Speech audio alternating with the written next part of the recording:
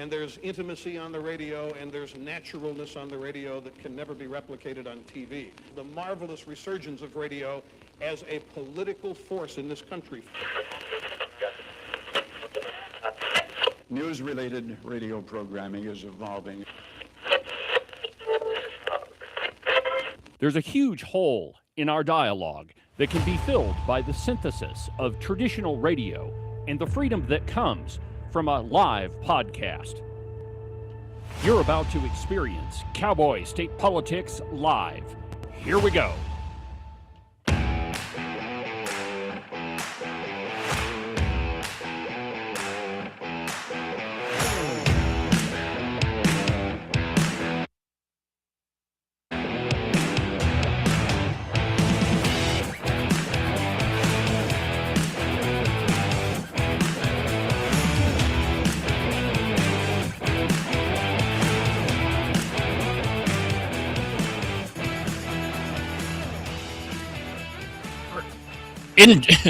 Good morning, my friends. Ken, welcome back to the program. I hit a button over here on the right. Don't know what happened, huh? I don't even know what there should be. I don't think your mic is on. Well, welcome. Now it's back. It reset everything. Wow. Well, welcome to the program, my friends. What program there is? Welcome to the program. We're glad to be back in the studio, and I'm happy to have at least half of a producer. So, just kidding. Half-ass, is that what you're saying? All right, my friends. Welcome to Cowboy State Politics. It's Wednesday. Thank you for joining the program, and we have another great program scheduled for you today. Hopefully, it'll be great from this point.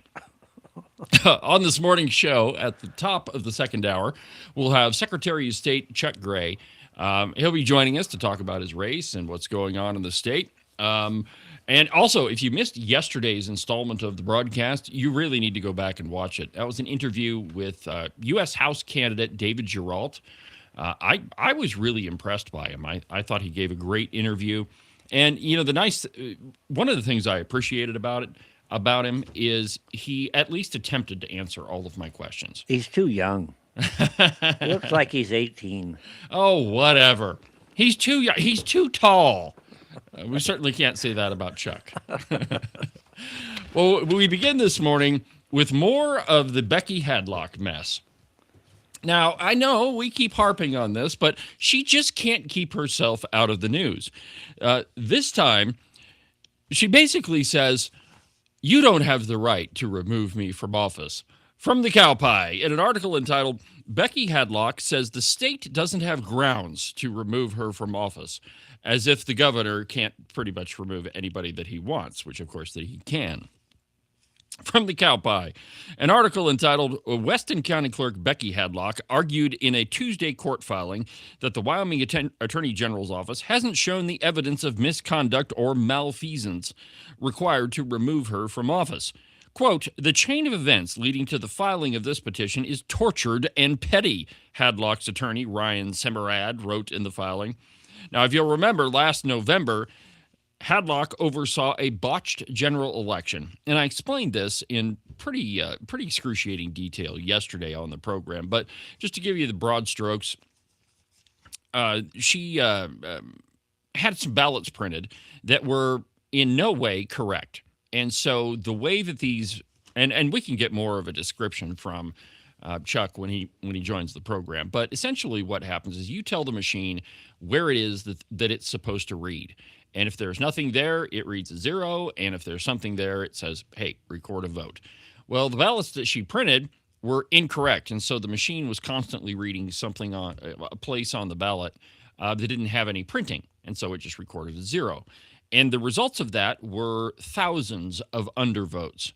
And where they realized there was a problem is in Chip Nyman's race. He was running unopposed. And there was something like 1,200 undervotes. Now, Chip is very popular in his district, that he would have 1,200 people not vote for him. And here's probably the linchpin, and I hope this comes out in the hearing. But one of the very first things that Becky Hadlock said is that it was a protest vote against Chip. There was no acknowledgement that maybe she had made an error. It was, nope, it was a protest vote. Well, the truth is that it wasn't. It was Becky Hadlock's error. And the big thing that got the complaint rolling is that when she submitted the post-election audit for the 2024 election, she said, "Yeah, there's nothing to see here. There's no problem. There's nothing wrong with our election." When in reality there was a whole bunch. And so how we got to this point is there was a complaint that was filed with the governor to remove her from office, and it's gone back and forth. She didn't show up to a legislative meeting, she didn't show up when she was subpoenaed to appear in front of a legislative hearing. Charges were filed in, I believe they were filed in Natrona County. But anyway, so here we are. The trial's about to begin, and now Becky Hadlock says the governor doesn't have the juice to remove her. Hadlock's Tuesday filing is in a response to the civil action Wyoming Attorney General Keith Couts filed last month, pushing for her removal from office. Couts filed the action after Governor Gordon recommended Hadlock's removal following his investigation, which itself was the result of numerous complaints from Weston County. Quote, Clerk Hadlock will ultimately be entitled to judgment as a matter of law on the state's petition, whether that judgment arrives before trial after the state's case in chief or after an adverse verdict from the jury, wrote Semerab. And this entire process will have to be an exercise in futility. Uh-huh.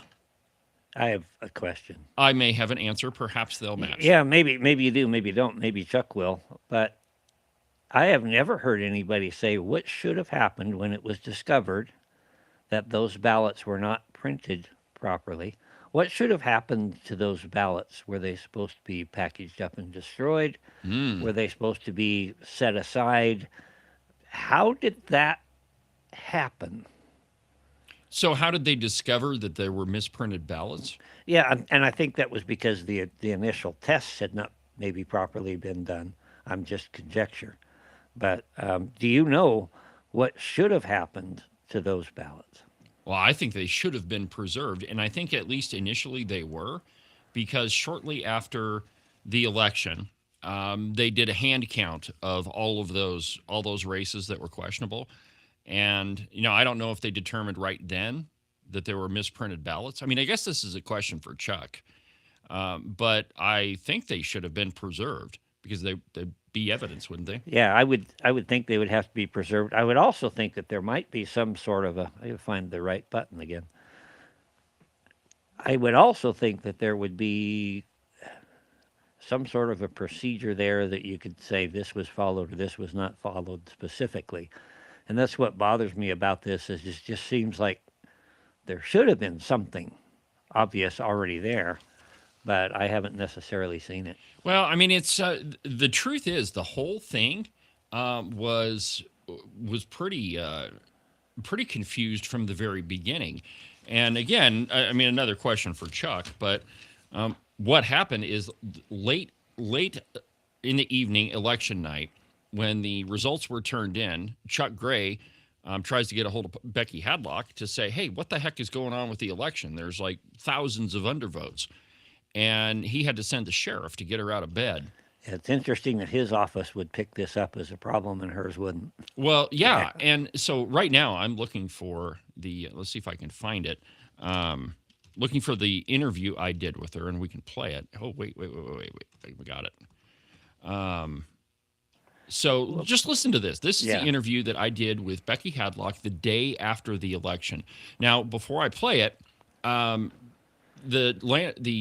Newsletter Journal in Weston County in Newcastle also did an interview with Becky Hadlock, and I think it was, I think my interview with her was 2 days after the election. Theirs was a day after the election. But anyway, here's what she told me on the phone, and then we'll talk about it. So listen to this. County Clerk's Office, this is Becky. May I help you? Hi, is this Becky Hadlock, the Weston County Clerk? Uh-huh. Hi, my name is David with Cowboy State Politics. I was wondering if you had a couple minutes to visit about your election results. Sure. When did you first notice that there was a problem with the House District 1 race? Secretary Gray called me the night of the election. Okay, so you didn't see when the results came in, you didn't see a problem with them at all, or? I didn't because there were several races that had a lot of undervotes. Okay, so stop right there.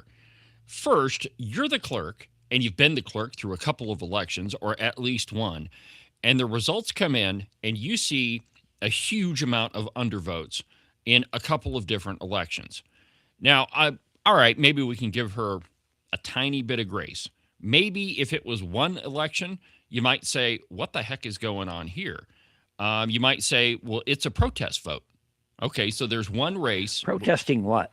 I hear that brought up sometimes, but I don't remember anything controversial in the weeks leading up to that. I don't that remember. Would have triggered a protest. I don't remember exactly what it was, but Hadlock claimed that there was a vote or a couple of votes that Chip made that angered some people in Weston County, but I don't remember what it was. It couldn't have been that big. But let's continue. Okay, so you're referring to the county commissioner race. The commissioner and also the school board. Okay, so what is in other elections, what's the normal amount of undervotes that you would see in a Weston County election? Oh, I don't want to comment on that because I'd have to go back in my other elections to find that. Okay, that is another piece of information she should have known right off. If she had paid any attention to prior elections, she would have known that, all right, if the normal number of undervotes is this number, this one happens to be 10 times that. Now, just to reiterate, an undervote happens when you have and you've seen it on the ballot, a city council race. It says vote for 3. And let's say you only vote for 2. Well, that registers an undervote, which means you didn't vote as many as you should. Now, there's nothing wrong with that. In a lot of races, a city council race in Buffalo, there were, I don't know, like 5 candidates. And you say, well, only vote for these 3 because we don't want to give a vote to the other 2. Okay, I mean, that might be a strategy, but that is not going to end up being a huge thousands of votes. It's just not. I think the damning part of that to me is that she's a veteran of other elections. Yep, at least one. She says she didn't notice anything, but the Secretary of State's office did. Yes. I don't know how many elections that crew had done at that time. Well, it was probably at least not one. as many as she had. But no. And I'm sure that they did not have undervote tallies in their mind from 23 different counties, and God only knows how many other. Well, and think about it, Ken. You've got all these election results coming in from 23 different counties, and you're not. I can't imagine you're spending a lot of time on one specific county. So literally, what happened is the results come in. They take a look at it and go, "Whoa, what's this?" And, Yeah. So they weren't looking for it. Now they likely were following, as we all do, following a few races in particular, and Chip's might well be one of them. But still, it seems odd that they would notice something she failed to. Yeah, absolutely. All right, so here's the rest of it. I'll just play it through till the end. Okay. All right. So when is But your it's normal for people to undervote. When is your canvassing board going to meet? Tentatively Friday at 2. Okay, so it's is that the normal time? Because I know here in Sheridan County they're going to meet today, but is that normally when they meet? Yes. Okay, all right. So do you expect to certify the results, or are you going to do an investigation into why there were over 2,000 undervotes?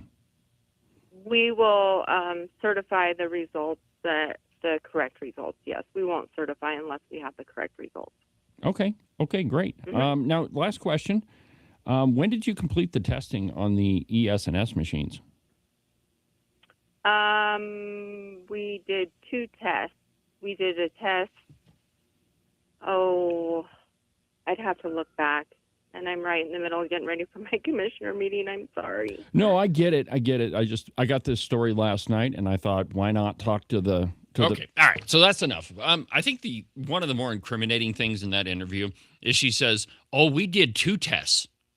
If she had done 2 complete tests, she would have noticed that there was a problem before the election ever happened. Well, would she? I think Because so. are those tests done with the test deck, or are they done with actual ballots? And That's another that's question my for point. Chuck. Was they very well could have done the test with the test decks, and everything worked out fine, and still not known that there were bad ballots. I don't know if they were shuffled in or whether they came in a block. I think that would be another interesting thing, is how do the results come through and how are they read? There are a lot of things I don't know about this because I don't have to. Well, yeah, it falls into the category of don't need to worry about it for you. Yeah, I'm supposed to be trusting this, but now it makes me wonder. We had some results that, in my view, coming out of Johnson County, were a little A suspect little to me. suspect. Yep. It'd be nice to have that confidence, which is why I supported virtually all of Chuck's endeavors to tighten these things up so that we Well, have yeah. absolute confidence in And it. I think where Becky Hadlock really fell into the stupid pit on this one is when she filed the post-election report, and it didn't say anything about the undervotes having to recount the election, having to do a hand count of the ballots, and then you add on top of it that she just ignored a legislative subpoena. And honestly, that one's kind of funny to me because she wrote a letter back to the legislature that said basically, yeah, I have other plans. I'm sorry, I'm not going to be at your meeting, thinking that that was going to fly. I mean, it's a lawful subpoena, and she just says, yeah, I don't know. I'm going to go to the store. I'll send some of my people there to answer your questions, though I failed to mention to them that that's why they were there. Right. I didn't mention at all that they were going to be there, but anyway, I can't wait to find out what's going to happen in Weston County, and as you can tell, definitely going to talk about I can't wait till that's a dead horse and we never have to talk about it again. it. Well, me too, but it is kind of fun. All right, so let's shift our focus to a little bit of education news. There's a piece in Wildpile entitled Uncertainty Reigns as School Districts Face New School Funding Mandates. Now, the big funding mandate, which came in the recalibration bill, was that we are going to silo the money. And essentially, and Ken, you correct me if I'm wrong here, because you were the one in the middle of all this. But essentially, money that is intended for the classroom has to stay in the classroom, like teacher salaries, buying desks, computers, whatever. But it cannot go to other places like administration or activities or football pads or a synthetic turf football field or anything like that. It has to stay in the classroom. From Wildfile, and I quote, administrators at Wyoming's largest school district in Cheyenne make key compensation and spending decisions each spring as they develop a preliminary budget. Right now, however, they don't feel confident in doing so, according to Laramie County School District Number 1 Financial Chief Jed Ciccarelli. That's because the Wyoming legislature just passed a school funding bill that represents a significant overhaul in how the state pays for public education. It has implications for everything from health insurance benefits to teacher pay and creates new restrictions on what resources can be spent where. That's what I was referring to just a minute ago. The Wyoming Department of Education is working to develop guidance for school districts, but it could be weeks until it's finalized.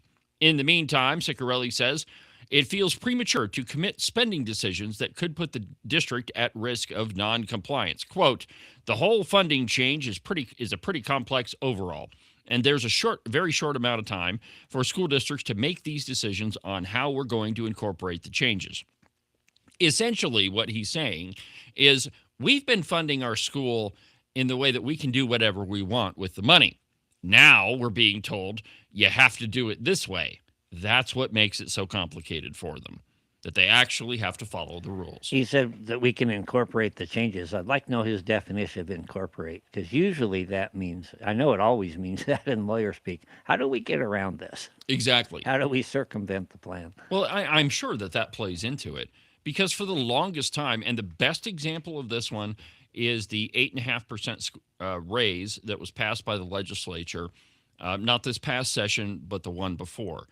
I don't remember the name of the bill, but it mandated an 8.5% raise for everybody that worked in the school, which means the janitor, it means the administrative assistants, the library, and teachers. Well, there was only one school district in the entire state that gave a raise. In fact, that was Sublette County, and they actually gave a 10% raise, not 8.5%. The rest of them, embarrassingly, didn't even come close to 8.5%. I think there was one school district in Sheridan that gave like a 6% raise, but the rest of them, 1%, 2%. Yeah, and I was looking to see if I had that chart handy, but Sheridan County, they all gave somewhere in the 6% range. And then they turned around and added some benefits that they say that's how they get around that. And there's Which I don't think that's the spirit of the. There's of an the law. argument there to be made, but that really wasn't what we were at to, because we're trying to put cash into the teachers' pockets. Yeah, and that fell victim to a funding model to where the legislature just basically writes one big check, and it goes into the pot, and school districts can use it wherever they want. The legislature can, before the recalibration bill, the legislature could say, "Hey, we think you need 10 teachers."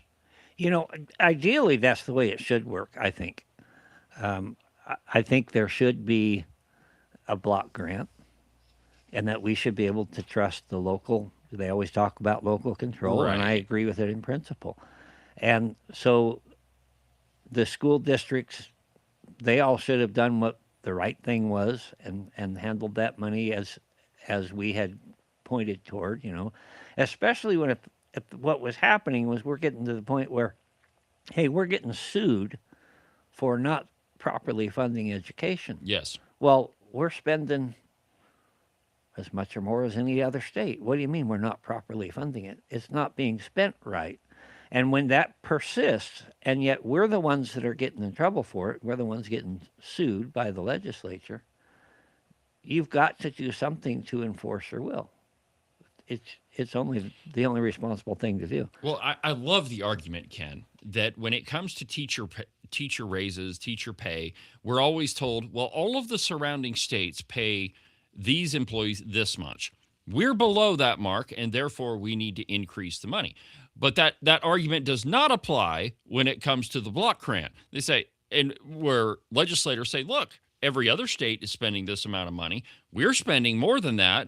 How could we not? I mean, the same thing that you just said.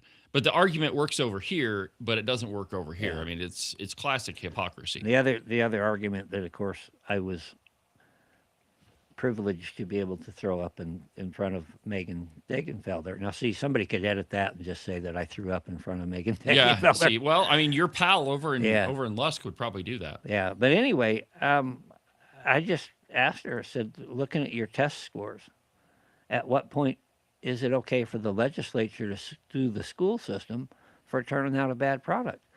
And I have a little white notebook that I take when I go do public meetings, and I have those test scores right there in that book in case anybody questions it. Here they are. Here are the facts. Right. Explain them. So it looked to me like, your administration is doing really well despite a declining population, fewer and fewer students. And yet your test scores are sliding, and the older the kids get, the worse it gets. Yep. If your adage, put more money where it's needed and the money will fix everything, if that works, then why haven't you put the money into the classroom? And two, of course, the underlying truth, how much money you put in the classroom isn't going to change anything. Right. Money doesn't fix the problem. And this is one of the questions that I pressed Superintendent Degenfelder on, to say, okay, look, you're saying that we're doing all this great stuff in education, but half the kids in the state can't read at a proficient level. So explain to me exactly how it is that you're doing such a great job. And of course, she didn't answer the question, which frankly, in that interview, I don't think she answered any question I gave her directly. I mean, it was just dancing around every point, and there was nothing there. So, yeah, Ken, I think we probably should take a break. And when we come back, we're going to go talk about education nationally. Maybe this is the problem. Who knows? Great inflation. Yeah, we just turn the kids out and hope that they do okay. We'll be back in a minute.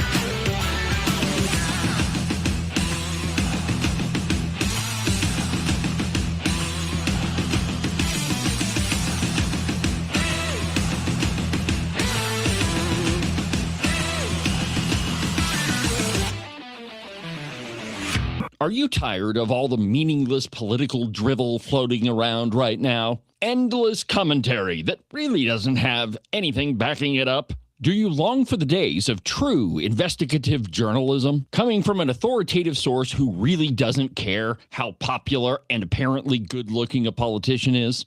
Fortunately for you, that's what I do on Cowboy State Politics. New episodes are published every Monday, Wednesday, and Saturday, and you can get them anywhere that you get your podcasts. iHeartRadio, iTunes, TuneIn, really any of them will work. But the easiest way is just to go to the website, cowboystatepolitics.com. There, you can find all of the shows, as well as any of the articles I might bring up during the course of the program. Cowboy State Politics Live, the program you're listening to right now, is broadcast every Tuesday through Friday, beginning at 8 a.m. Pay attention to all of that other block-headed nonsense if you want. Just make sure that you don't miss an episode of Cowboy State Politics. And now, back to our program.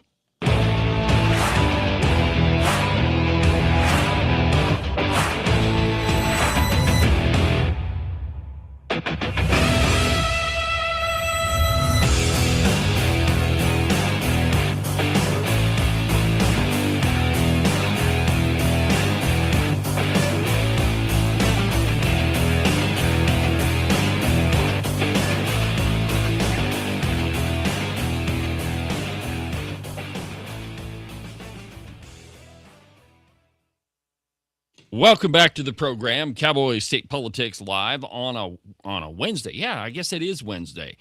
Make sure you stay with the program today. We'll have Chuck Gray here in about 30 minutes, and we'll talk some election. We've got some questions for him about the Becky Hadlock situation. And so lots of stuff to talk about with the Secretary of State, not to mention the election. Now, my friends, politics is funny. And politicians do some weird stuff, and like Becky Hadlock, and we really ought to laugh at them. You know, I mean, we got a whole election season coming up, and there's going to be some candidates that say all sorts of wacky things, and hopefully, all will be right there to catch them in the act. I like to say wacky things, but I'm hoping that people know it's deliberate. Yeah, don't get your panties in a wad over there. Yeah, actually, Ken got gavelled down for that one on the floor when he said that. But anyway, the Campbell County Republican women have decided that we need to do a little bit more laughing at politics. And so they've invited Kyle Mann from the Babylon Bee, and he'll be in Campbell County on April 18th. I looked at the ticket prices. They're pretty fairly priced. So if you want to laugh at politics, and we should, go to CampbellCountyRepublicanWomen.com. April 18th, Kyle Mann from the Babylon Bee. In education, there is this flawed metric that schools use called graduation rates. And Steve Harshman on the floor, he'll use this every once in a while. We have such great graduation rates. All of our kids graduate, and it's so fantastic. Well, that's not really a measure of what your kids know, nor is it a measure of how good your school is performing or how talented your teachers are. The only thing it says is numbers are being met. That's it. It means they have played their 4 years and no longer qualify to play high school football. So we got to get them out of here and make room for the next. So here's a national story, and the reason I bring this up is to see if we can compare this in any way to what happens here. Now, we mentioned a little bit ago that the test scores coming out of Wyoming schools are at best mediocre. And I think when you get to the numbers, it's like 40% of 48% of eighth graders can read at a proficient level. And then when the scores get worse, older kids get. And I think by the time you get to being a graduating senior, it's like a dismal 30% at a proficient level. Well, this piece is from The Blaze. Boston mayor celebrates historic school graduation rates. Yay us! After banning F grades and hiring $120,000 a year equity consultants. Nobody got an F this year. Exactly. And I quote, officials in Boston are celebrating the highest graduation rates in their history after significantly lowering standards for students and hiring equitable grading policy consultants. Boston Mayor Michelle Wu announced earlier in March that a graduation rate at a Boston public school had reached a near record of 81.3%.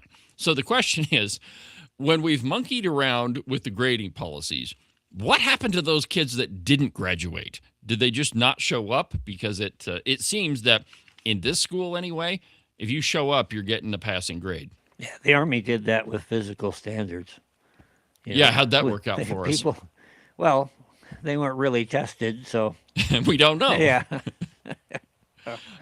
Quote, the increase in graduation rates is more the result of policy changes than of students' rising academic achievement. Go figure. And it comes at the expense of students' readiness for the real world. Quote, I say every day around the city that our top priority is making Boston a home for everyone. And that has everything to do with our young people, our schools, school communities, and opportunities for families in Boston, the mayor said at a press conference. That is the story. That is the story behind these numbers. That everybody's happy and we push kids through school. But another story behind these numbers says that the figure just represents grade inflation and that actual student achievement results have not improved at all. An analysis from the City Journal of Manhattan found that other metrics showed no improvement despite the allegedly inflated graduation rates. BPS students did not score any better on math or reading portions of the SAT. According to the analysis, math scores for lower income students declined 5% even as their graduation rates improved. Reading and math scores for English language learners fell by 9% and 13% respectively, and their graduation rates improved an astounding 21% over that same time period. So the question is, we know that money doesn't equate to increased performance. I mean, we've proven that in Wyoming. It seems that it doesn't matter how much cash we throw at schools, the kids don't do any better. They still can't read, or at least half of them. And then we have the question of grade inflation. There are some schools in Wyoming that we no longer give A, B, C, D, F, because those make people feel bad. And so we give 1s and 2s and 3s. Well, the whole point in a grading system is so that you can track the progress of a student. So, and it's also a measure of what's happening in that student's life. Because if you have a good student, A's and B's, and then all of a sudden they start getting D's and F's, obviously something has happened. But when you don't focus on a grade scale, one, you're not measuring the performance of the school, and you're not measuring student performance. Now, before you say that this isn't a problem in Wyoming, it wasn't that long ago, I went over to Sheridan College and just asked their admissions department, so what percentage of incoming freshmen have to take remedial courses? And I was told that it is an astounding 70%. Almost 3/4 of the kids that come in as freshmen into a small community college in Wyoming have to take remedial courses. I mean, that's an embarrassment, Ken. And it's, I don't think that there's any argument you can say that you could make that that's in any way positive, because it's not. I mean, we're turning kids out of high school that most of them can't read, and then we're saying all of them have to go to college, which I don't think that's necessarily the argument anymore. But certainly there's a push in schools to say, most kids need to go to college. Well, they do, because that's where they actually learn what they should have learned in high school. Well, yeah, apparently and then now they can we be have functional adults. So, but the whole point here is that we have turned our schools into a money machine. That the point of them, evidently, is not to educate students, but it's to pay teachers and administrators. Teach soccer. Yeah, teach soccer and football. And for the record, I don't think I've met a single teacher, with the exception perhaps of Steve Harshman. I don't think that I've met a single teacher that doesn't try to do their job the best that they can. I really don't think that we have a lot of teachers that are, just going through the motions. I really don't think that. I think the Wyoming teachers do a great job, but I also think that they need to be compensated for it, certainly for the work that they do. But I don't think that a lot of the cash that is or was flowing into Wyoming education actually goes to educating kids. I just, you can't convince me of that. Yeah, I agree with you. We have some great teachers, very good professionals, and of course, the better that they are, why would they need 7 layers of supervision through administration? That they don't. So why are good professional teachers not being more successful than they are? I think it's the system and the handcuffs and the confines that are being put on them. Okay, And flesh that well, out for us. let's just say behavioral needs. Okay. I went to class here in Sheridan with a math teacher that some people may remember. His name was Harry Siebernaller. And he didn't need anybody, a para or anybody else in the classroom. He had a 3-sided ruler. And he had pretty strict rules about you're going to be in your seat, you're going to be doing your work, you're not going to be turning around, you're not going to be talking in class or whatever. And he'd simply come up and bop you with that 3-sided ruler. And it hurt. I know, because I got it almost every day. But you can't do that sort of thing anymore. You can't get anybody's attention. And the kids know that they're not going to be held accountable. And so the kids knowing that they're not going to be held accountable, that grades don't really matter, that all they're going to get is more attention, frankly, more personal attention. That's set up to fail. So where did we get to the point where grades don't matter? I mean, what was the tipping point, do you think, that we went from, hey, you need to work hard to get A's and B's, to, hey, this really doesn't matter at all? I remember when I was in grade school, there was still the curve 90. Now, did we still 100. use chalkboards at your desk? Yes. Okay.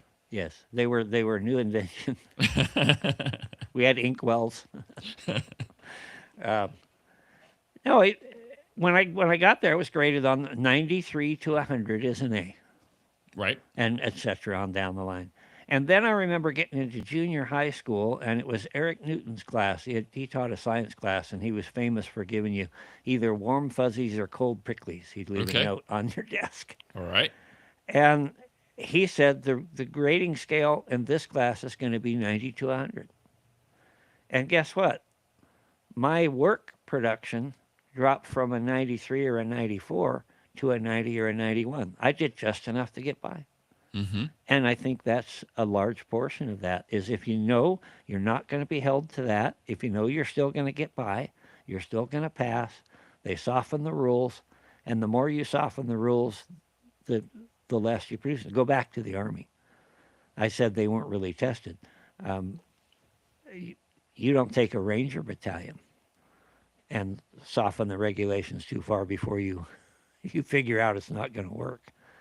And there's just that accountability that needs to come back. Now, I know the entire time that I was in school, the grading scale was 90 to 100 is an A. Well, I guess that explains a lot, doesn't it? But the entire time I was in school, I think like grade school all the way through high school, the grading scale was 90 to 100 is an A, 80 to 89 is a B. But I was always, well, I shouldn't say always. I think up until 7th grade, I was kind of a screw up. But from 7th grade on, it was always a question for me, how high of a grade could I get? But, not all students are that way. And Yeah, it was more like, how many days can I go skiing and still pass? Yeah, good skier, were you? Lived very close to Antelope Butte. Well, then that kind of explains it. But I think that we need to have a real discussion about education. What education is and what it is not. And, how, are we actually, progressing, or are we sliding backwards? I mean, I think for the last few years, we've been going in the negative direction. We need to have my wife on pretty soon. And talk about this big, gigantic pile of books. Yeah, I don't have a camera pointed that direction right now, but half of our studio is full of books because we had another donation to her, to her private lending library. And we'll take you on a little tour of that and explain what we're doing and the popularity of it, where not just homeschoolers, but there are a lot of people who are coming in and taking advantage of a good library where, among other things, you don't have to worry about kids pulling something off the shelf. There's no porn books in there? No. I tried. How can you call it a library if it doesn't have gender queer in there somewhere? He's not even going to comment. But I think Ken's point is well taken. We've moved from a place where, kids studied the classics, the same thing that for hundreds of years kids have been exposed to a place where we don't really have books anymore, and there aren't textbooks, and everything is on a tablet or a computer. And we wonder why our test scores have gone down, why our reading proficiency is down. We noticed that the more screen time kids get, the worse they do. Their attention span is shortened, et cetera, et cetera. Did you know? And so the school wants to make sure that every student has their own iPad or laptop. We already know that it doesn't work that way, and yet we're going to keep doing that. It seems to me that all we're doing is trying to produce better drones. Yeah, absolutely. And and here's the thing. One of the reasons why I keep a dictionary handy in my home studio. In fact, I need to buy another 1828 to have in this studio. But one of the reasons why is that vocabulary is important. And I mean, all right. Here's one that Julie Jarvis can actually listen to. But in Shakespeare's time, and maybe this is a bad comparison, but in Shakespeare's time, he had a command of about around 20,000 different words. But if I do the same Google search, how many words does the average person know in English? All right. So Google says somewhere between 2,000 and 3,000. Ah, there's a dictionary. Perfect. But is it in 1828? Probably not. I got to show you the dictionary. This is what I'm talking about. So my point here. That's from the library next door. Yeah. Well, I told your wife that she couldn't have a library without a big dictionary. Yeah. And she also couldn't have a library without a globe. Yeah. Both of which she has now. But in Shakespeare's time, people had a vocabulary of around 20 to 35,000 words. Now you have a vocabulary of around 2,000 or 3,000 words. And so I mean, there is no comparison. And that's why I say that maybe this isn't fair, because we're talking about the span of hundreds of years. But when you have everything that you need to read is on a tablet or a computer, and you don't have to go over to the library and pull a book off the shelf and actually read it. We wonder why kids have a hard time communicating. We wonder why their English proficiency is down. And I think a lot of it is we're not pushing them. Go back and read, and students used to have to read like the Federalist Papers and Sure. things like that. I have a hard time reading those. Yeah, you go back and you read them and you look at the vocabulary that's there, and those were just common men. Yeah. There was a preacher by the name of Barton W. Stone, and I have some of his sermons from back around the turn of the 19th century, and he's just talking to farmers and whatever, and the level of thought, disciplined thought, that relies upon a background of understanding humanity, Sure. basic principles. It's staggering, and we've lost all of that, dude. Dude. But the point is that I think that we have we focus too much on the dollar sign that goes into schools, and we've not paid attention to the product that comes out of schools. And you've got one of my favorite statistics about Wyoming education is in the last several years, enrollment has actually gone down. And a couple of years ago, so this statistic is a tad bit dated, but a couple of years ago, the number was that the enrollment in Wyoming schools had gone down about 1,900 students. So, just using round numbers, 2,000 students. But during that same time period, administration and staff had gone up 3,600 positions. So not only did you lose about 2,000 kids, you hired 3,600 more administration and staff. And so the focus of Wyoming education really has not been on the student. I mean, it is in the individual classroom. Like I said before, I think our teachers do a great job. I don't know of anybody that calls themselves a teacher that just goes through the motions. But our focus is not in the classroom. Rather, our focus has been on administration. And Sheridan County and Fremont County, they're perfect examples of it. We have multiple school districts where you could fire 2 superintendents in Sheridan, which also means you'd get rid of 2 sets of staff and 2 sets of administration, all of that, and hire one at $300,000 a year, which at $300,000 a year, you could probably get the most credentialed school superintendent, definitely in the state, probably in the Mountain West. I mean, you could have a really credentialed person, and you would still save money. Now, you might... Credentialed from where? Well, I mean, and that's okay, what bothers me. Fair enough. Is we get steeped in colleges of education, and I'm not even going to go there. But Well, the next article I have in the stack is about another candidate in the superintendent race. So let's talk about Tom Kelly for a minute. Friend of the program. oh, thank you. I was afraid you were going to go to Julie Jarvis. No. We're leaving her. Well, I don't know. She's running for office again, so eventually we'll talk about her and her stupid PhD. Anyway, if you talk to Tom Kelly, who is running for superintendent of public instruction, he will tell you that the letters PhD don't really mean anything, and they stand for piled higher and deeper. That the letters you have behind your name don't matter. That they don't tell everybody else how educated you are or what a good quality teacher you are. They're just letters. I put letters behind my name too, and I don't mean R. But Well, Marilyn Connolly puts an R behind her name, Yeah. and it doesn't mean anything either. I like to use GWRS. What is that? Guy who reads stuff. Guy who reads stuff. Fair enough. The point with Tom Kelly, though, and we'll have him on the show, hopefully when his back is healed up and he can sit in the chair for 20 minutes. But his point is that just because you have letters behind your name does not mean that you are an educated person. It means that you jumped through some hoops in order to get that piece of paper that's hanging on the wall and that you paid for that education. Well, we've got a couple different people running for that position now, and a new one is the governor's policy advisor, now former policy advisor, Chad Auer. I think that's how you pronounce his name. Is it Chad Auer or Ayer? It's Auer, I believe. Okay, Chad Auer, a man who was recently serving as the senior policy advisor to Governor Mark Gordon and who previously served in both public schools, and as a deputy education superintendent in Wyoming, has declared his bid to become the next state superintendent of public instruction. He lives in Cheyenne, and he joins the race of Tom Kelly, who is a 56-year-old Republican from Sheridan.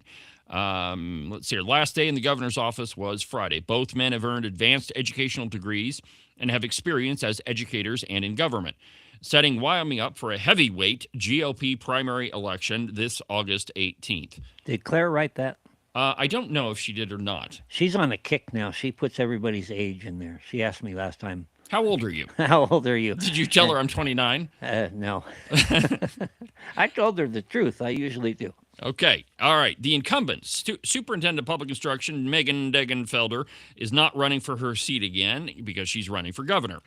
Not a conservative running for governor. Quote, as I talked to people around the state, I told them I was thinking seriously about running, Auer told Cowboy State Daily in a Tuesday phone interview. It was overwhelming how supportive people were. Auer said he hasn't sought any endorsements at this juncture, but the governor has encouraged him to run. Of course, Gordon did. In Gordon's office currently, Auer's focus areas include education, digital innovation, regulatory reform, and housing and tribal relations. He served 2 decades in educational leadership and as a teacher, principal, and school improvement administrator before earning his law degree at the University of Wyoming.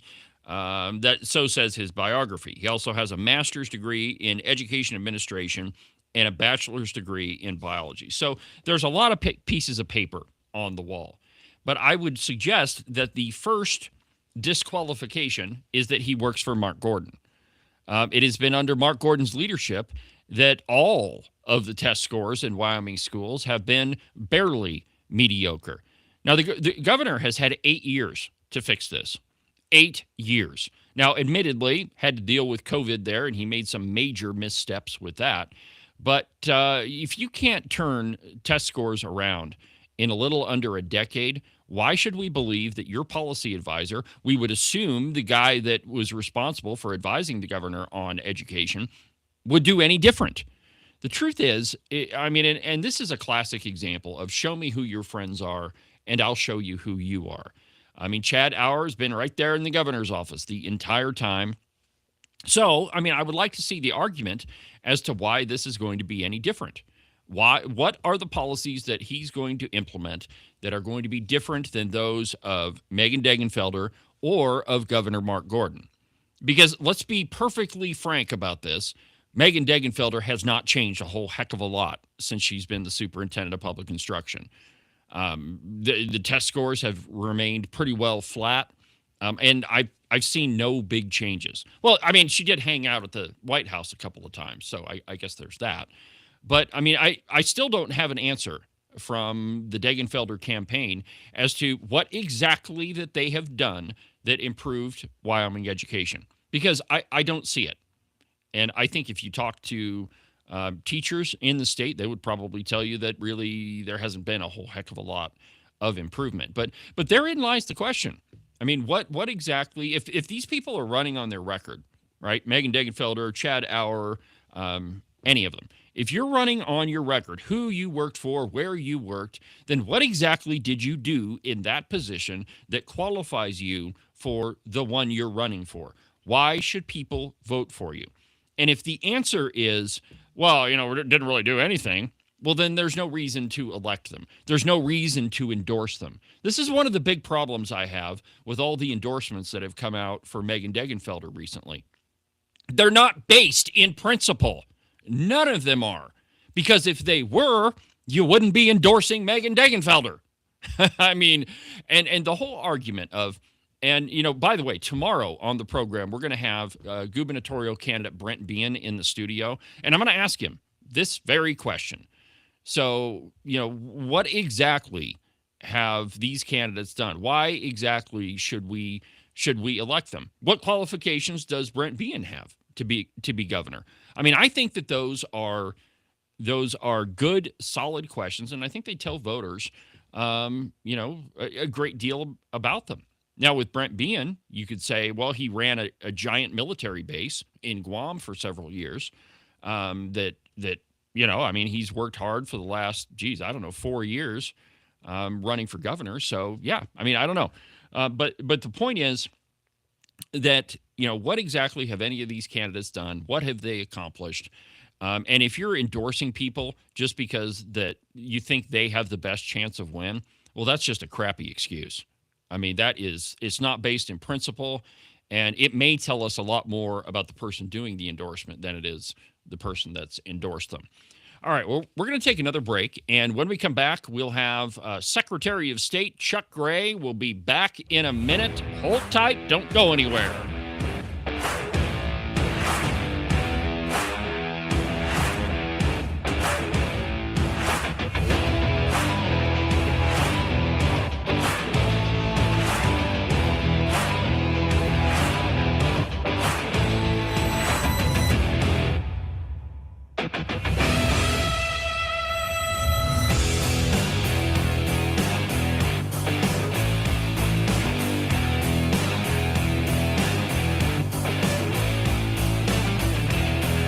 Make sure that you subscribe and follow the Cowboy State Politics podcast. You can do that from the website, cowboystatepolitics.com, or anywhere that you get your podcasts. That way, you'll make sure that you won't miss a single episode of Cowboy State Politics. Hunting season. Right about now, you're off with all of your pals, stalking the big gigantic elk or buck mule deer that you've been thinking about all summer long. And your lovely wife is at home, probably enjoying her time without you. But soon, my friend, all of that is going to come to a screeching halt. And I want you to think about just one little thing. She's able to park her car inside the garage because all of your hunting crap is with you right now. Now, if you'd like the marital bliss to continue, I suggest you make a call to Marcos and Jesse at Morton Buildings. Their phone number is 307-674-2532. They can build you a garage or a barn or any other type of metal structure for you to store all of your toys in so that your wife can continue parking inside the garage. And you can avoid sleeping on the couch for the next month or two. Call Morton Buildings. Their phone number is 307-674-2532. Get them to build you a metal building before it's too late.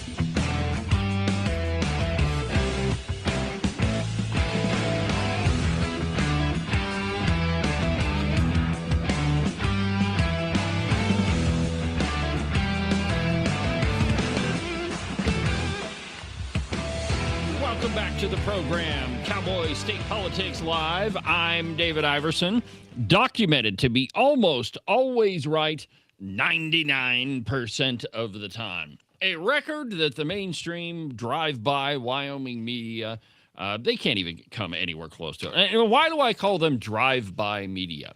Because they never dig into anything.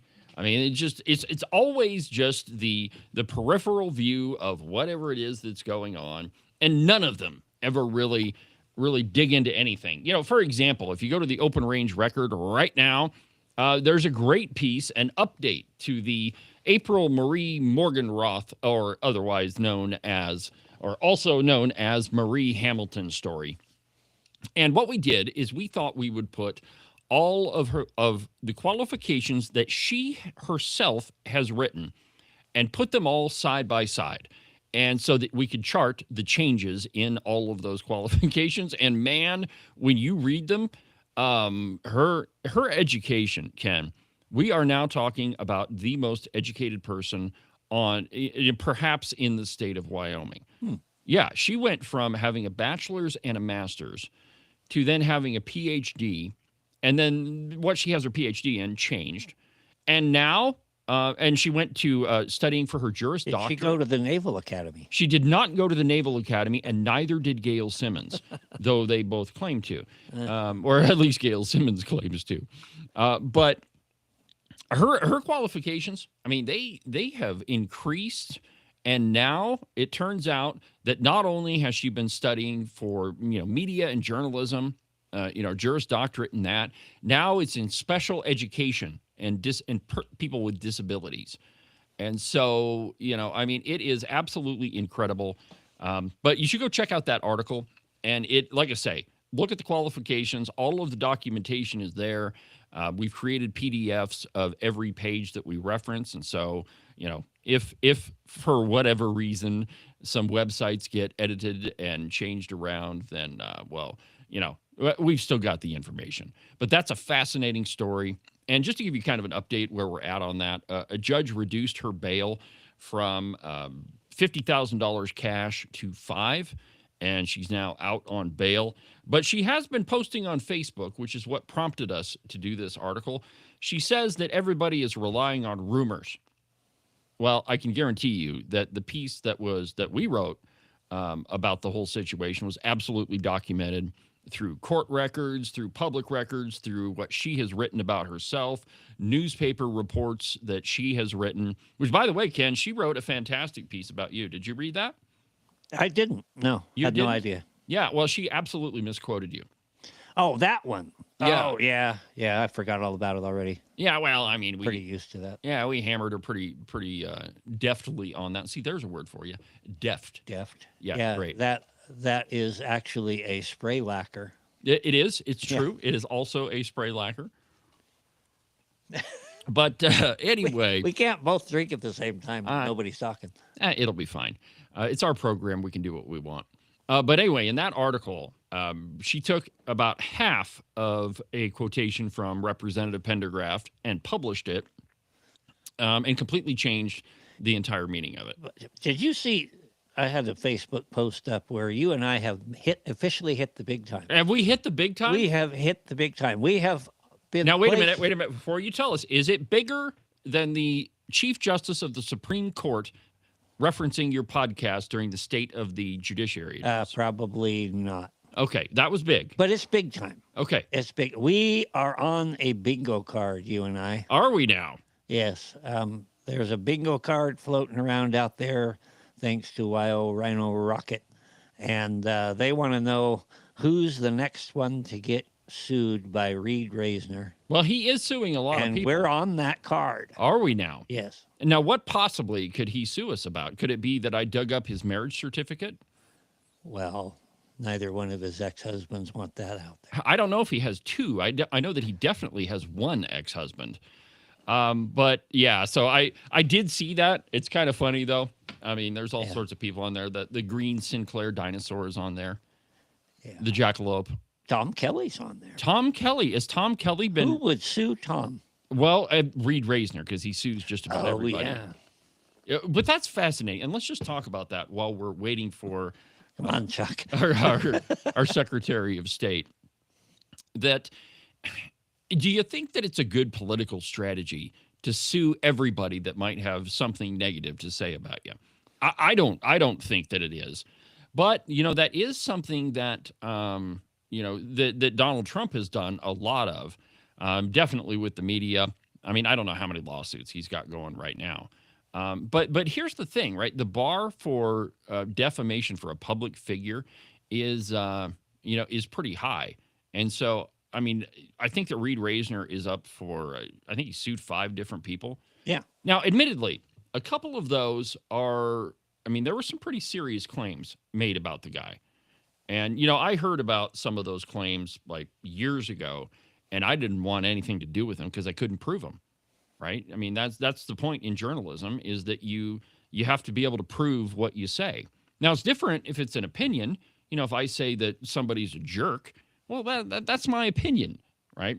I mean, you don't have to prove that I think somebody's a jerk. But if you're claiming that a person did something, you darn well better be able to prove it. And I did get a message from Secretary of State Gray, and he said he is not getting a clear connection. He's going to change rooms. Okay, all right. We're waiting on him to do that. And in the meantime, we're trying to be as entertaining as possible and still not be booted off the air. Okay, well, Or sued. That part's kind of up in the air.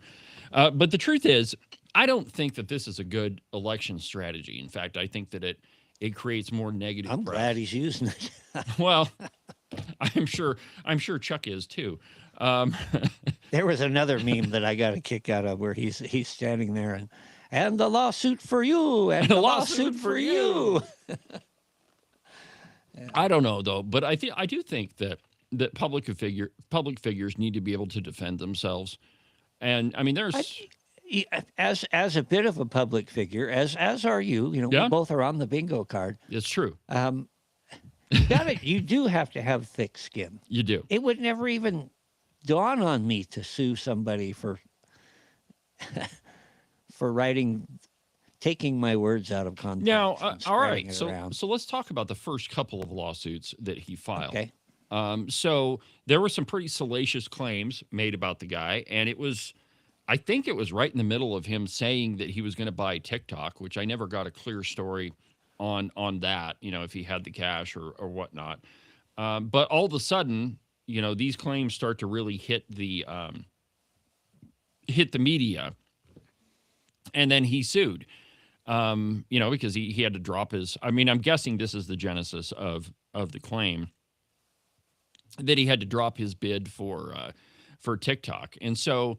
One thing with defamation, you actually have to prove harm, right? And so if Reed Reisner can prove that his business was affected by all this stuff, which I don't know, I'm just kind of an outsider in the bleachers watching this thing, but I would say, man, if those claims came out about anybody, it would affect their business. I think that those claims were pretty terrible. They really were. So.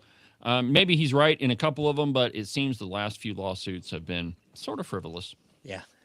You know, but this is okay. So this is exactly the type of thing that at least a couple of these are that Pepper Ottman's anti-SLAPP bill Yeah. was supposed to prevent.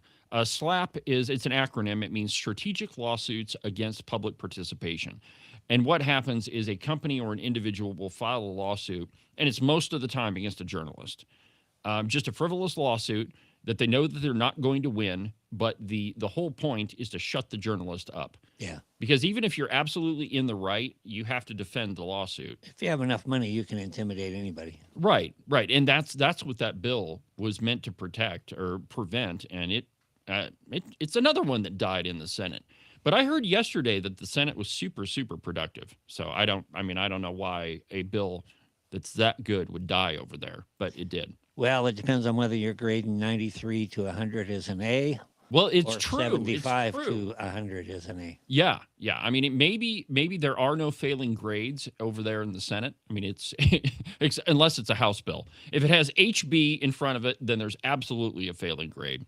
If there's not an HB, well, then maybe it goes through. All right. So you get a message from Chuck there yet, or? No, actually, this is from somebody else. Oh, We'll- okay. Yeah. All right. So let's kind of run down the candidates real quick in the race for the United States House of Representatives.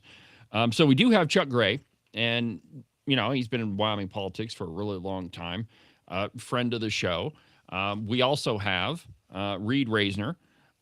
There is Jillian Balow. Now, she's an interesting case. She was the superintendent of public instruction in Wyoming. I think that she was elected 2 terms. She quit her job as the superintendent of public instruction to take a job in Virginia under Glenn Youngkin. And there was here's the secretary. Let me just finish this thought, and then we'll get to Chuck. He can wait on us for a while. Yeah, Chuck, you can wait on us for a while.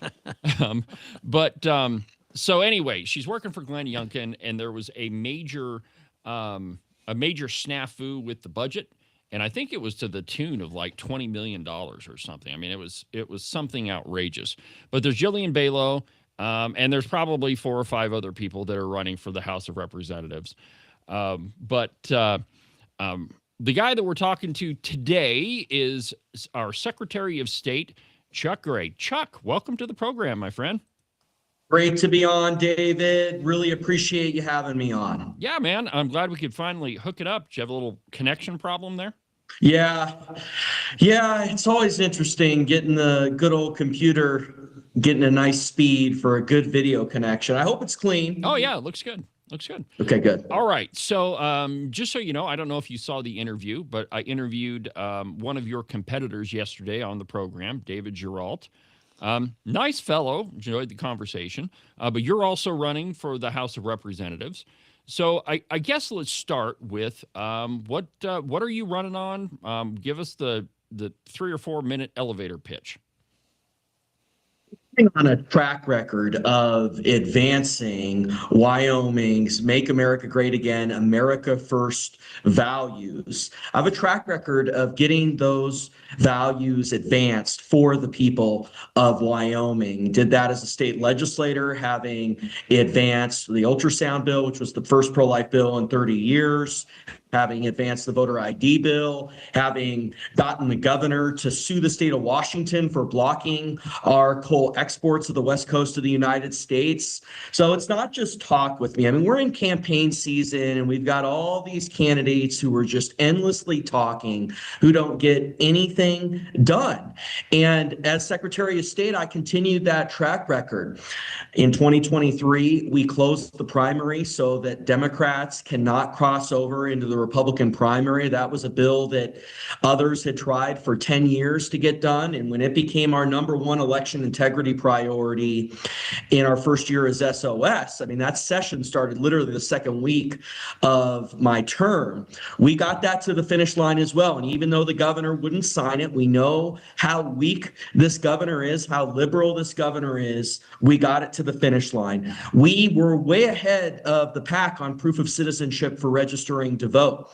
We advanced a rulemaking in 2023 to have a proof of citizenship requirement. Of course, that's the centerpiece of the Save America Act in addition to voter ID. And then remember, in the veto heard around the world, April 12th of 2024, this liberal Mark Gordon vetoed that proof of citizenship requirement. So we went to the legislature, and the other thing I've worked to do is to build the conservative majority in the House. We went from 6 when I first entered the legislature in 2017 to now 35 in the state House that are conservatives. So we went to the legislature in 2025 after the 24 election and got proof of citizenship for registering to vote done. This is a common sense issue that over 90% of Wyomingites support, and is now the centerpiece of the Save America Act. We were ahead of that and said that we needed to make Wyoming the first state in the nation to have an ironclad proof of citizenship requirement.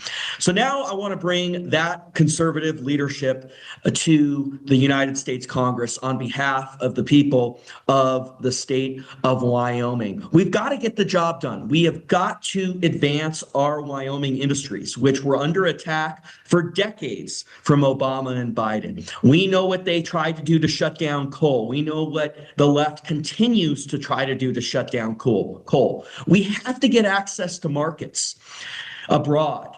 And one of the things I want to do is leverage the powers of the federal government to force Washington State, Oregon, and California to allow our coal through their ports. Well, of course, they're violating the Interstate Commerce Clause when they refuse to allow that. We need to protect our ag industry, which is also under attack. We have to bring back country of origin labeling, David. That's really we important. have to. And it is just so offensive that they repealed that about 15 years ago. The radical left had this whole outrageously wrong narrative when that was repealed. We have to bring back country origin labeling. We have to break the meat packer monopoly. And then oil and gas. I mean, we have one judge in Washington, D.C., David, this Judge Chutkan, the same radical judge that went after President Trump. And by the way, we worked to make sure that President Trump was kept on the ballot. We were the leader in the nation, Secretary of State, the only Secretary of State in the nation to file an amicus brief at the Supreme Court, making sure and explicitly siding with President Trump's arguments in late 2023 on staying on the ballot. I mean, remember what the radical left was trying to do, David. Oh, yeah. The history books will totally forget it. Of course, the media does. They were trying to end our republic by refusing a qualified candidate from being on the ballot. That's how radical they have gotten, David, the radical left. But this Judge Chutkan in Washington, D.C. is striking again and is now blocking oil and gas permitting in the powder, David. We have to be able to reach our full potential as Wyomingites. That's why I first got involved in public service. And when you have a government, whether through these radical leftist judges or through the radical left in Washington State, Oregon, and California, that are preventing us from being able to engage in commerce, we have to have members of Congress that are going to stand up to that. We need to be clear that Chutkan does not have jurisdiction over oil and gas permitting, which you know, David, the Congress can do. And then soda ash, which has also been under attack. We've got this China has had this synthetic soda ash formula that is a clear trade violation that we need to go to the WHO and also make clear through the Congress that we're not going to allow this. Right. And we need to leave the WHO. We need to leave these entities that are always shafting us. And that is what we need from the United States Congress, someone that is really representing our values. We have to protect the border, build the wall, make sure that we codify these executive orders so the Democrats can never reverse the great policies of this administration. And we need these baseline election integrity standards in federal law. One of the things I want to do as a former chief election official, once elected, and is that I want to be on the House House Admin Committee, testified there 2 months ago on the Save America Act and Right. the MEGA Act, the Make Elections Great Again Act. We need to have these baseline standards in federal law, David, for election integrity. And as a chief election official, can bring that expertise in there and make sure that we get it to the finish line. Thune needs to get the Save America Act done. These are common sense provisions that we've enacted in Wyoming. They're implementable. They have over 90% support, David. So I have a track record of getting things done, and that's what we're going to continue to bring to the United States Congress, whether it's pro-life, whether it's pro-Second Amendment. We are going to get the job done. Okay, great. So let me just ask you a couple of questions that I asked one of your opponents yesterday. You used the word conservative. Chuck, what does that word mean? I always go back to the base of the word, conserve. It means to conserve our country through our traditional values, through common sense policies that maintain our traditional values. And it ultimately goes back to common sense. Conserving our country is about common sense policies that did the sort of bare minimum role of government, which is in our Constitution and was the founders' vision for our country, and that has worked. And in the last century, but really it's the last 6 to 7 decades, us moving away from those values to conserve our country and to help everybody reach their full potential. That is how we've lost our way. And President Trump is doing great work to get us back on the path. He has done that. Okay. Thank you for that. Another question. So Wyoming, and this has changed a little bit since Representative Hageman has been in office, but for a long time, it seems that, Wyoming is just kind of one of those flyover states. We don't have a lot of people that live here. There's only about 500,000 or a little bit more than that. But there are a lot of things that are super important to Wyoming citizens, of which you mentioned a lot of those, and you've been involved in a lot of election integrity and energy and those sorts of things. But what specifically are you going to do in Washington, D.C. to bring the focus back to the issues that the people of Wyoming are really concerned about? What are you going to do specifically? Well, we are the top state in the nation, David. So I push back on anybody calling us flyover. That is just That's wrong. how we're treated, though. Well, and we went through the litany there of all the industries that have been under attack. Mm-hmm. This is about making sure that all Wyomingites, that we are able to reach our full God-given potential. And I want to bring it back to the people, to the values that we have, to our industries, how we work with our hands to put food on the table and to live our lives and reach our full God-given potential. And I go back to all of our industries that have been under attack. One of the reasons why I highlight the beauty of those industries, and David, the way the president calls it big, beautiful coal, I just love it because that's what it is. It's big and it's beautiful and it's Wyoming. And I don't know if you've noticed, I've been doing videos around the state, did one in front of Dave Johnson, coal-fired power plant. That's what we need, David. We need coal-fired power plants in this country. And we can't allow this woke wind and solar to catch on. Now, woke wind, we've been attacking woke wind now for years. And when the State Board of Land Commissioners tried to advance this absolutely outrageously wrong woke wind lease in Converse and Niobrara counties, they wanted to take woke wind, produce synthetic hydrogen with a water-intensive process, and then from there make synthetic jet fuel, pipe it down to DIA so that woke billionaires like Hans-Jörg Wyss and Soros could brag to their friends about how they're green when they take their private jets to Davos.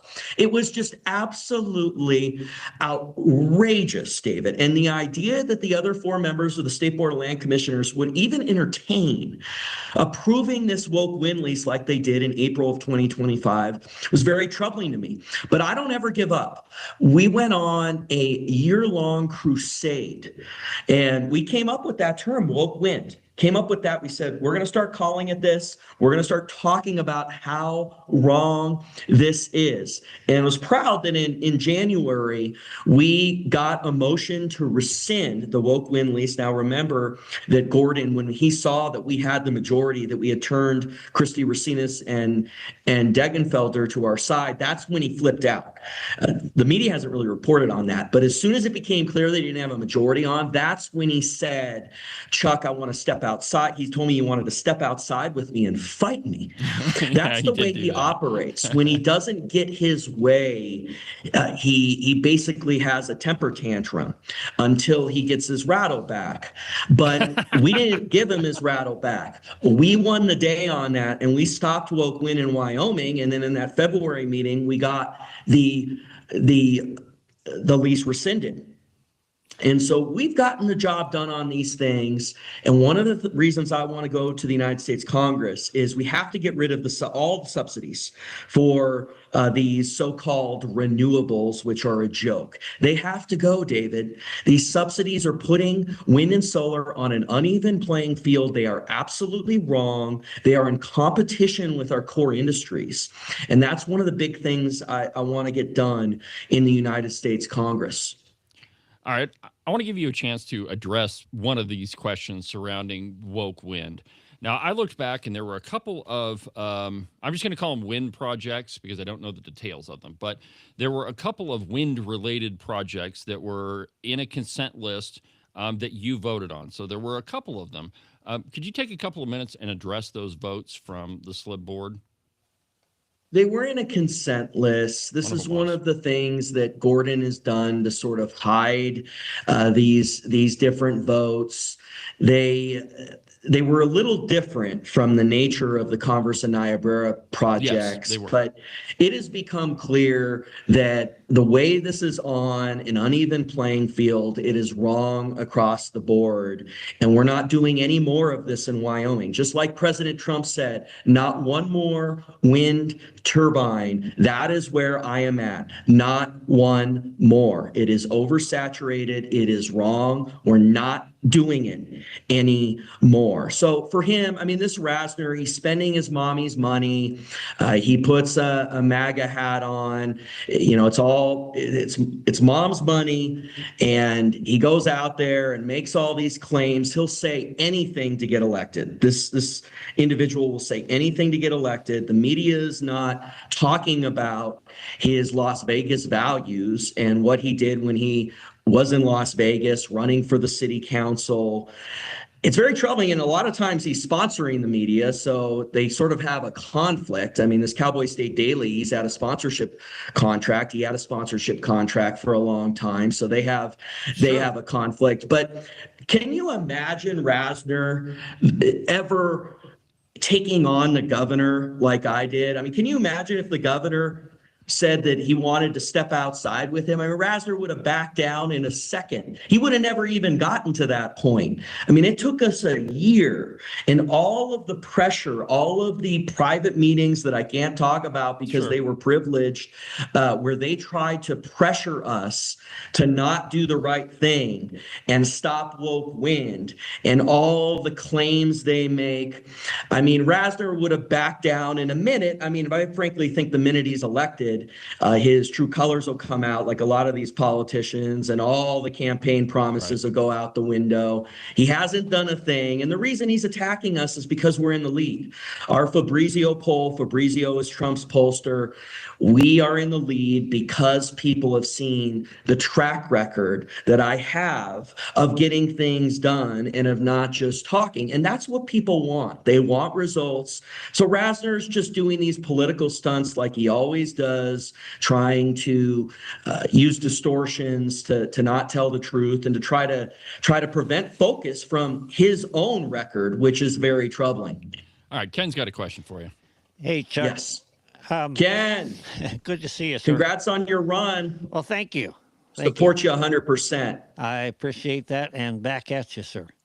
Yes, thank you. Thanks for your nice endorsement. There was an article put out by Wyophile, and they say in in the article that I didn't respond, and of course the reason I didn't respond is it's Wildfile, Wildfile. and none of their 8 readers are going to vote for me anyway. But it talked about my chairing the Department of Health subcommittee to look into the Department of Health, and well, nothing came of that. They said. Well, the reason that nothing came of that, quite frankly, is because the issues are not here within the state. They are issues at the federal level. And I just wanted to make you aware of that and, frankly, ask for your help. And we'll be meeting about that when you actually have time to sit down. But these are the type of things where we need good, solid people in Washington, D.C., who are listening to the folks back home and understanding that a lot of Wyoming's problems, and you can spring on this part, a lot of Wyoming's problems are not internal.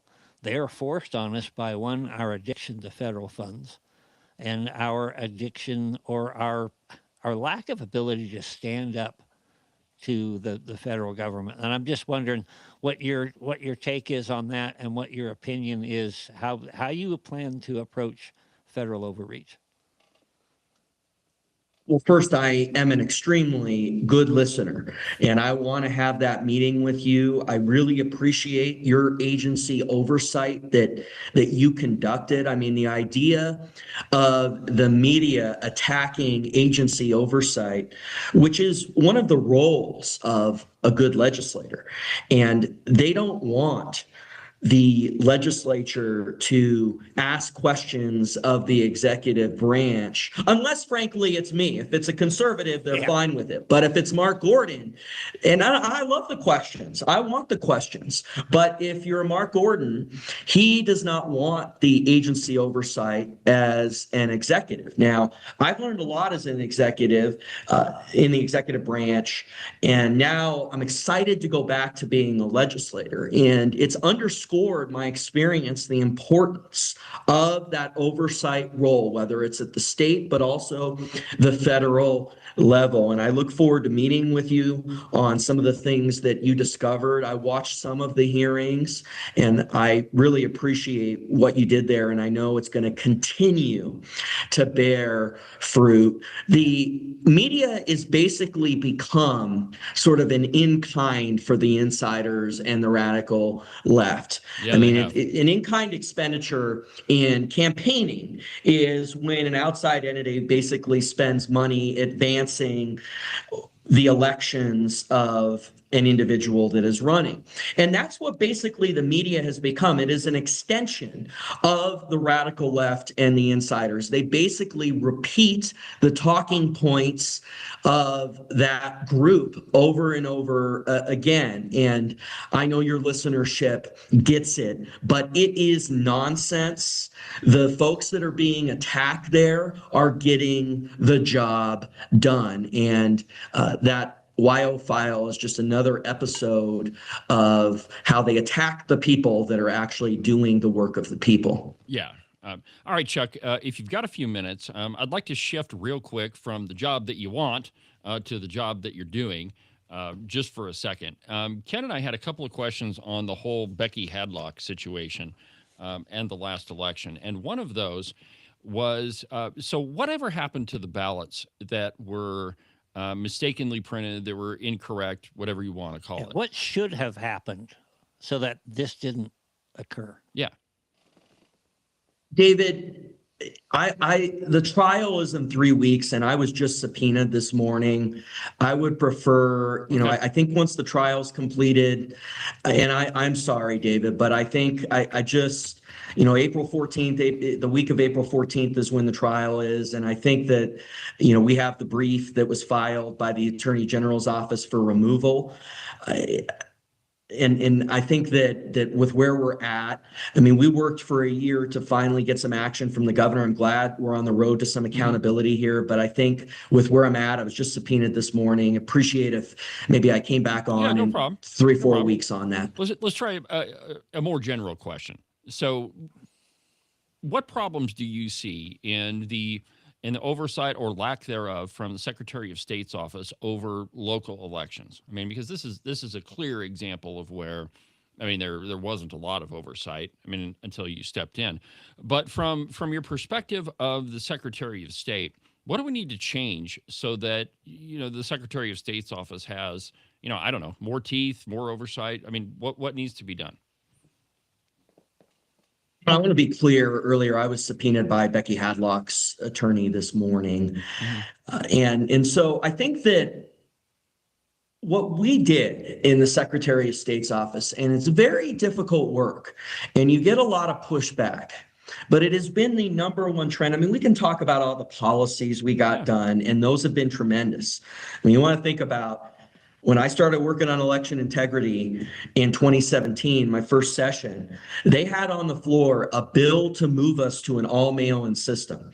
And one of my first actions as a state legislator was stopping that bill, which had a majority in the Senate. The Secretary of State at the time, Ed Murray, was in support of it. Meade was going to sign it. It was very close in the House, and we swung 4 votes and stopped it on third reading. And it's very easy. I mean, if we had moved to a mail-in system in that 2017 session, I think that would have been a huge inflection point for the worse for our state. And I started working on that from word go in the 2017 session when we had 6 members there, and then started filing voter ID in 2018. It took us 4 sessions to get that done. We didn't get it done until 2021 because there were so many insiders that stopped it, and the Clerks Association opposed it until 2021.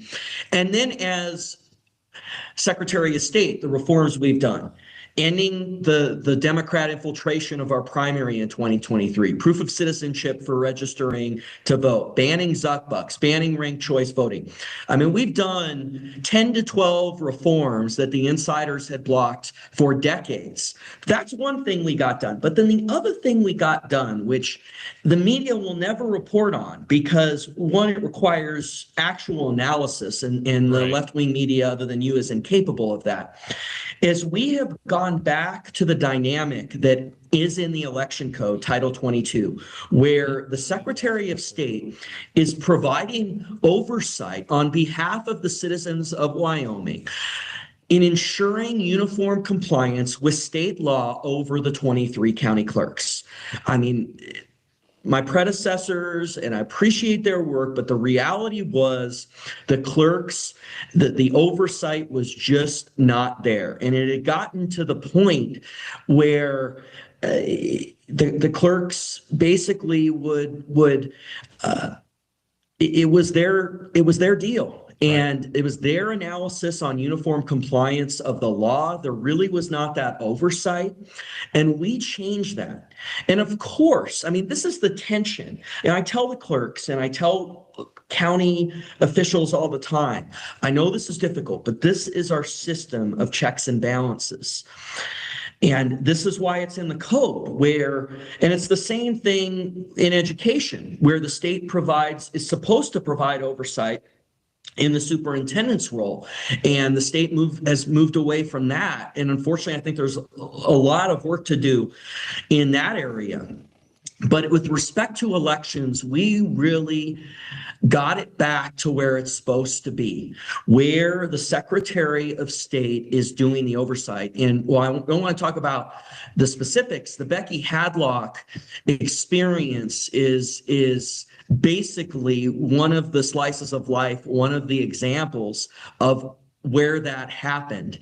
And when you have that deterrent, when you have that oversight, that is pivotal for the system working. Because the reality is without that oversight, the system doesn't work, because it's all built, the system is built on attestations and certifications from the county clerk to the state with regards to the election process. Right. So without that oversight, the system doesn't work. So that was really hard work. So if you look in the election space, and we haven't even gotten to attacking business fraud, well, that's where I want to go. That's where I want to go. Our audits, and taking on China and North Korea, and we have taken them on big time. And this legislature won't do anything, which has been disappointing in attacking business fraud for the most part, at least in this session. But we've really changed the dynamic and gotten the oversight back to where it's supposed to be. And when we tell the story of the last 4 years, I think that is going to be, and on top of all the reforms we've done, the day-to-day reforms that do get the headlines, changing that dynamic has been pivotal, and it's been really, really hard work. It takes a certain personality, because every time you do it, the media attacks you, Right. a lot of the clerks attack, but you have to be willing to weather those attacks on behalf of the people of Wyoming, and I'm proud to have done that. Okay, one more question, and then I got to run. Big topic here in Sheridan when it comes to the Secretary of State's office is 30 North Gould. It is, and I realize that a ton of Wyoming's business goes through that one address. But there's a lot of it that is, well, we'll just say it's questionable at best. But what can be done to kind of tighten up that situation to, I don't know, prevent fraud? And I know you kind of referenced this a little bit, but with specifically 30 North Gould, what can be done there?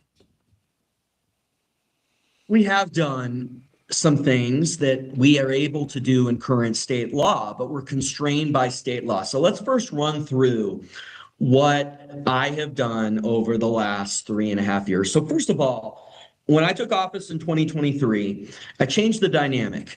I mean, you remember Panama Papers. The dynamic for my predecessors was always, they would say in the press releases, there's nothing to see here. This is out of context. I changed that. I said, look, we are going to say the truth, which is that there are issues that need to be addressed.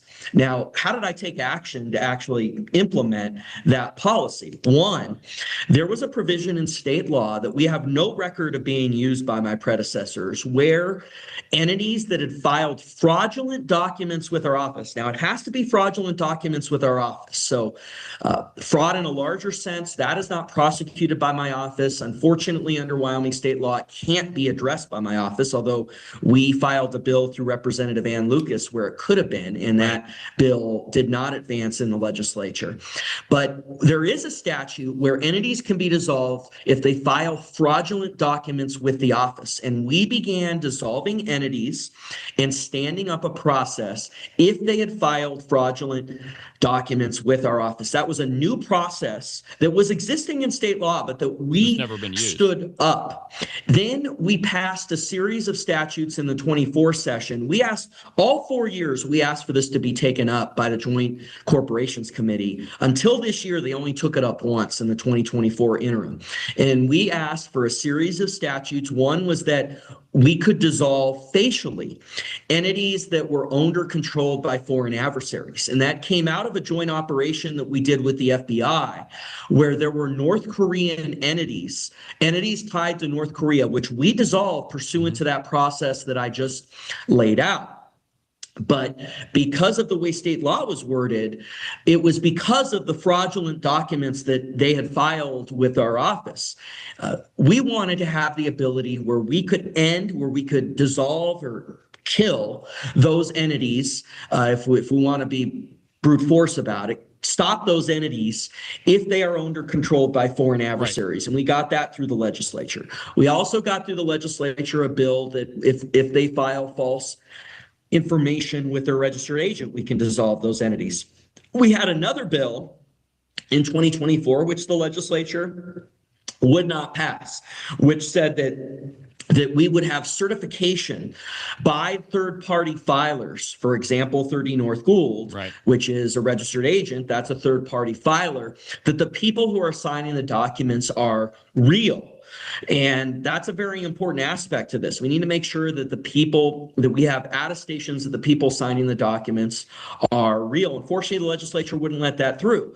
And then fast forward to the 2026 session, there was a very important bill, SF 82, which would have required certain information to be filed with the registered agent, which basically, and I've never really seen this before. It's very troubling. Had a member, this Barry Crago, who brings the bill, gets all these headlines off the bill, It passes the Senate, but then he goes over to the House and then starts saying, well, this should probably be moved to the interim. Right. He tried to kill And it. basically he backed off the bill when it got to the point where it could have passed. So he got all these headlines, and this Sheridan Press won't even report on this because, of course, they want to do they want to do a solid to their allies like Barry Crago in the insider group. And so they want to blame the conservatives, blame our office when we were trying to get this bill done. And the legislator whose name is on it comes to the hearing and says that he basically doesn't want the bill to move forward anymore. He says, he just said it sotto voce. He said move it to the interim. Well, that's code in Wyoming state legislative parlance for this bill shouldn't be moved forward, in his opinion. So he basically stopped his own bill from being moved forward by using that language. And the media won't report on that. He's still, according to them, a hero, blah, blah, blah. And he basically prevented the bill from being moved forward. So we need to have accountability on this. I think it's very important that we look at all of these options. There are some options with software, which the insiders rejected in 2024, where we could have gotten some oversight over addresses, making sure that there aren't false addresses filed. And unfortunately, the legislature rejected that in 2024 because there were insiders that didn't want to do the right thing and have some grudge against me. This Ogden Driscoll basically in the Appropriations Committee said that he didn't want to move forward with it. He was one of many. Guru was another one. And so, look, we are continuing to do great work to attack business fraud. We have a series of active audits going, including in 30 North Gould. That is active right now. So stay tuned on that and the other audits. And we need to beef up Wyoming state law, but I can't do that. I can't wave a wand and, change what's called the green books, which are the statute books. That has to go through the legislature. Now, I have advocated for it, and I will continue doing that. And we've gotten a lot done on Title 22 and on the business code, but there is more to be done. All right, Chuck, I appreciate it, my friend. I got to run. Thank you very much for taking a really long time to talk with us. And hey, anytime, David. Anytime. All right, real quick, how do people get a hold of you if they want to talk to you? My cell comes straight to my cell, and this cell is 24/7, 24/7. 307-251-1372, 307-251-1372. And by the way, a couple of the listeners have texted me that they were listening, so thank you for doing that. You're welcome, Chuck. Thank you for listening. Take it easy. We'll talk again. All right, David. All right. Thank you very much. That was Secretary of State Chuck Gray, who is running for the U.S. House of Representatives. Let's go to a break, and when we come back, we'll finish up the program.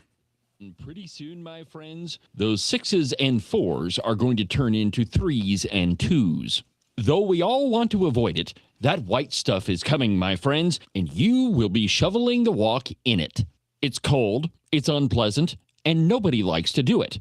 But you could make it just a little bit more comfortable and prevent your feet from turning into a giant block of ice. In fact, you could keep them nice and warm and toasty, and your toes will never even know that they're outside. The rest of you may be frozen solid, but at least your feet won't be.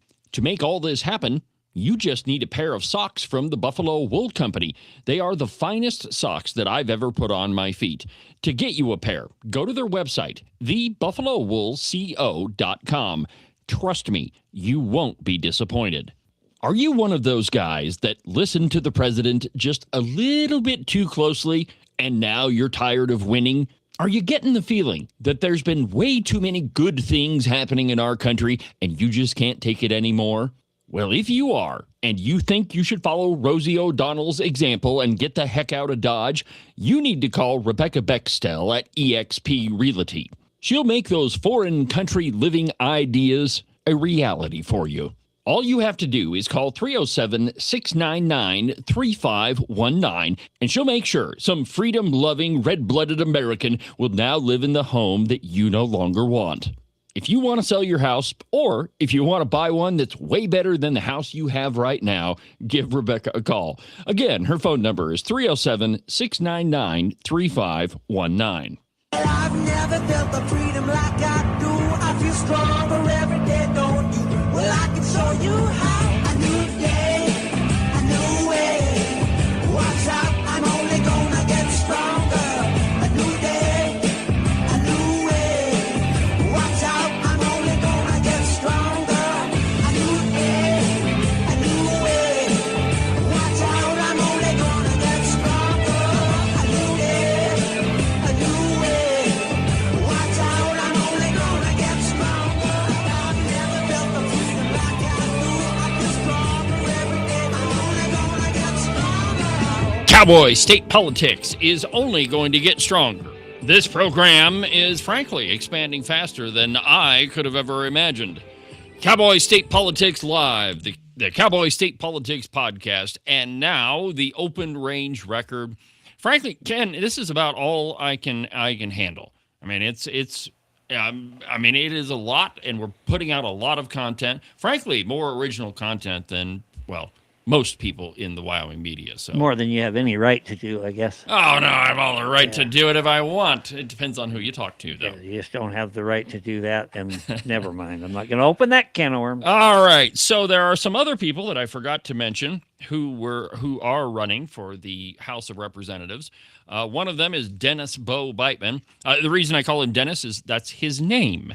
His real name's not Bo. It's Dennis.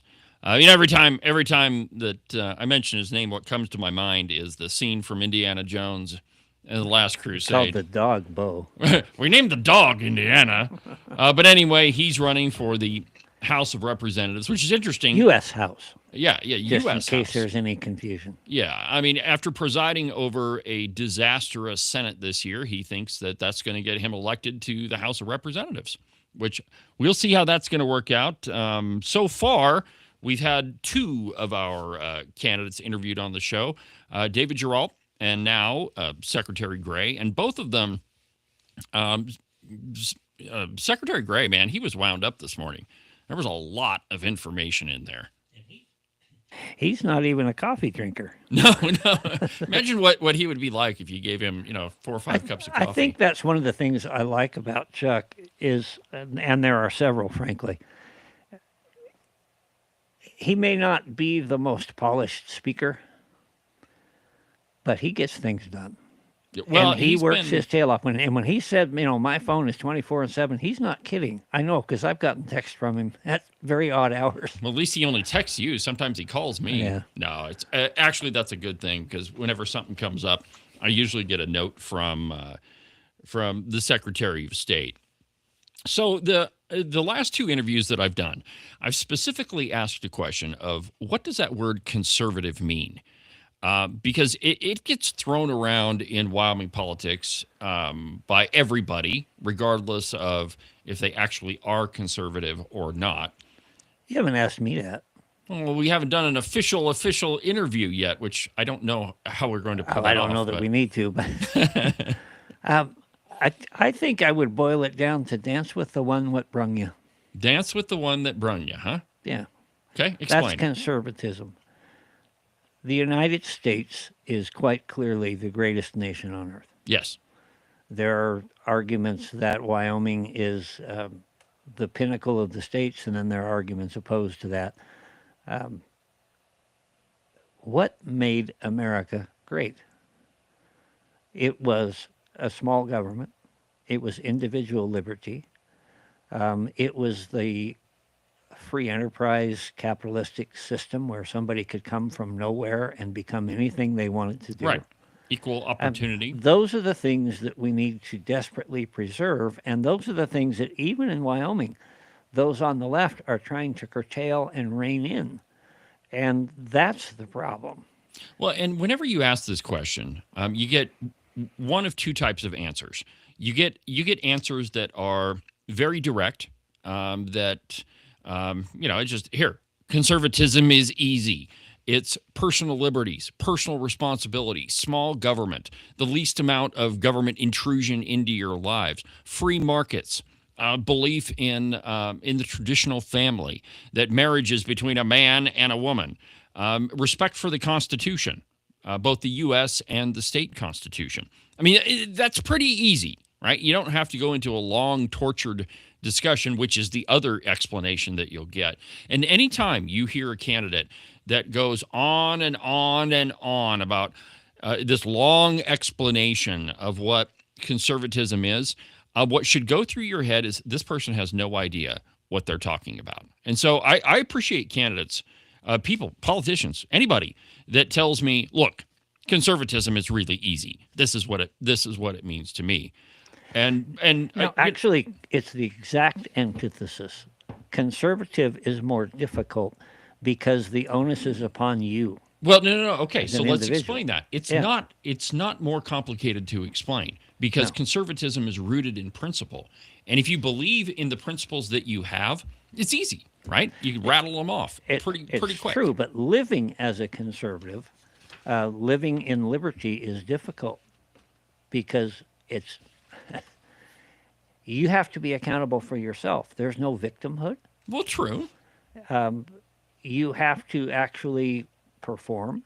You can't just Okay, go I off see where whatever. you're going. Here. And Okay, yeah, it's I think that's actually pretty easy. But well, it is certainly better because I've said many times, if you cede responsibility, you cede liberty. yes. And if you really want to be free, if you really want to enjoy the benefits of what we have here, you have to be responsible. Well, and I think a better way to explain that is conservatism requires hard work. Yeah. That you have to be. you now have we're to, saying the same thing. Yeah, I mean, you have to rely on yourself, and frankly, I think that's easier. You have to than have the right being- to fail, for example. I thought that was a great quotation. I can't remember where you were. I think you were on with Jake in the cow pie. I've used it several times in the past, but yeah, if you take away somebody's right to fail, you take away their right to succeed. Yeah, that's absolutely And true. that's what the school systems have done. Well, and if you look at any big business person, right? You could even use the president if you want, but anybody who has been in business has failed. Now, I mean, we could say, how big was their failure or how small was their failure, but if you are self-reliant, somewhere along the line, you're going to fail. Mm-hmm. And it's that failure that teaches you how to be successful later on. And you can't really be successful until you have failed and Yeah. you've learned those lessons and you've overcome them. Right. I mean, you don't learn anything from winning. I mean, you learn that winning is fun and that everybody likes to do it, but you don't learn anything from it. Where you learn from is actually failing and having to correct that error so that you don't make it in the future. And, too often we rely on government thinking that they're the solution to everybody's problem. Well, the truth is that government is always looking to the fix for their last solution. And that when you get involved with government and there's all of these subsidies, and it doesn't really matter which one you want to talk about, whether it's the windmills or the Wyoming Business Council or whatever, you're not reliant upon yourself, nor are you really contributing to the overall economy because you're sucking on tax dollars. But real conservatism, that's easy. It's self-reliance. It's personal responsibility. It's liberty. It's free and open markets. It's relying on traditional American values. It's respect for the Constitution. But my point is that when you get long screeds like this one I've got right in front of me from the stack of stuff, and this one happens to be from Gail Simmons, but she constantly goes on about what Sorry, conservatism folks, is. we're out of time. It's been great. It's been fun, but not real fun. But my point is that it's column after column after column of what conservatism is when you could frankly sum it up in a couple of sentences. Yeah, dance with the one that brung you.